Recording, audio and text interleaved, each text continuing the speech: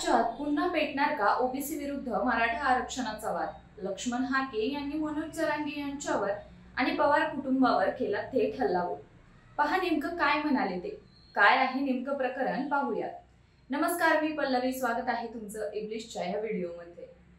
ज्या दिवशी मनोज जरांगे मुंबईला उपोषणाला बसतील त्याच दिवशी आम्ही माळेगावमध्ये खंडोबाला नारळ फोडणार आणि माळेगाव ते मुंबई ओबीसी लॉंग मार्ग काढणार। गावगाड्यातील ओबीसी समाजाला एकत्र आणणार आहोत। आरक्षणाच्या न्याय हक्कासाठी राज्यभर जनजागृती करणार आहोत।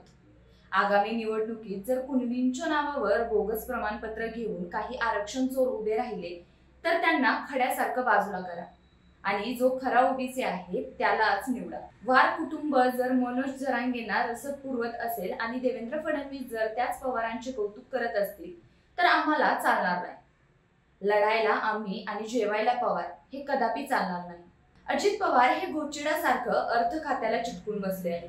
सामाजिक दृष्ट्या असंवेदनशील आहेत। सत्तेतून पैसा आणि पैशातून सत्ता हीच यांची कामगिरी। धनगर समाजाचा निधी अडवला म्हणून त्यांच्यावर तक्रार करणार आहोत। फडणवीस साहेब, आम्ही तुम्हाला मुख्यमंत्री केलं, आम्हाला वाऱ्यावर सोडू नका। अन्याय सहन करणार नाही। जर मुख्यमंत्र्यांनी ऐकून घेतलं नाही तर पुढच्या वेळेस राज्याचा मुख्यमंत्री हा ओबीसीचाच असणार। ओबीसी विरुद्ध मराठा आरक्षण आंदोलन, आरोप आणि राजकारणाची स्फोटक ठिणगी। तुमचं मत काय? खरंच पुढचा मुख्यमंत्री ओबीसीचाच होणार का? कमेंट मध्ये तुमचं मत नक्की कळवा। व्हिडिओ आवडला तर लाईक करा, शेअर करा आणि अशाच बातम्यांसाठी चॅनल सबस्क्राईब करा।